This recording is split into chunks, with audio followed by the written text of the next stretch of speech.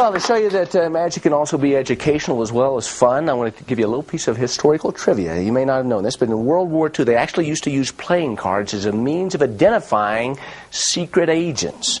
And it went way beyond just saying, okay, which card is you going to have, and I'll show you what I mean. David, I'd like you to pull out any one of these cards, and why don't you give one with a little room to write on, because I want to have you write on the card as well. Very good, Ace of Diamonds.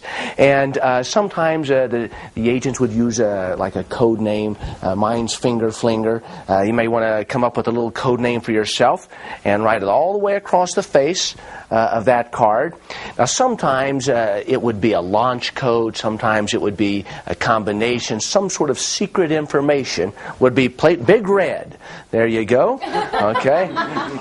Just use your imaginations on that, I guess. So here's how it would work. What they would do is they would tear off one corner from that card to give to the secret agent. And then later on, when it matched up with the rest of the card, they would know that he was, in fact, the original guy. But sometimes one of the enemy agents would get hold of that card and he would go ahead and tear the rest of it into pieces. So even though that agent had a definite identifying corner, go ahead and just take one of those corners there, the rest of the card was torn into pieces. Now fortunately, however, the CIA was smart enough to employ a magician at the same time. That way, if the worst case should happen, there would be an out. So what they would do is they would take a little bit of magic dust, just like this, sprinkle it over the card, and even in the worst case situation, the card would restore itself back to its original condition so that Agent Big Red could come in for proof positive identification. Let's make sure you're who you seem to be. By golly, you are. Big Red, good to see you.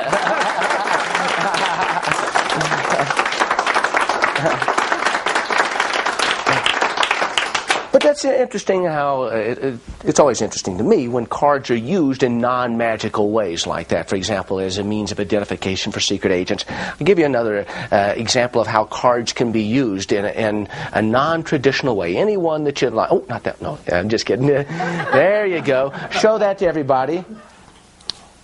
There you go.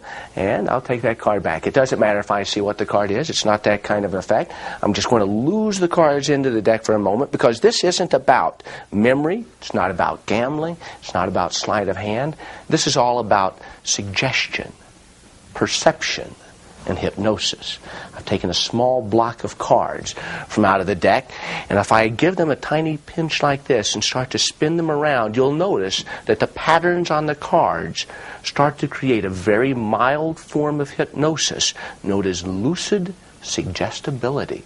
See, you probably don't feel anything. It feels perfectly normal, and yet the degree of suggestibility that now exists is amazing. Say if I were playing 3-card Monte, and I would suggest to you to pick either the top, or the bottom, or the middle card, you would be compelled to select the bottom card. Isn't that amazing how that works? Let's see if you got lucky. Oh, and it just so happens that that is, in fact, your card. But the nature of suggestibility is such that if I were to suggest that that card was also on top of the deck, you'd see that card on top as well as the bottom.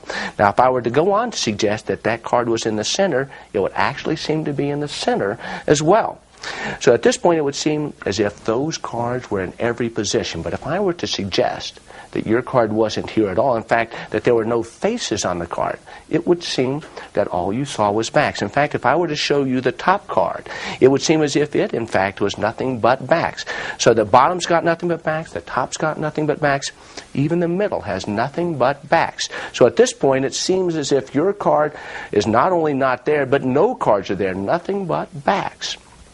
But if I were to suggest that the faces were back, you would in fact see that all the faces were back except that your card wasn't there. But if I were to snap my fingers, you would come out of your trance and you wouldn't remember anything that just happened. In fact, you would seem to believe that we were right back where we began.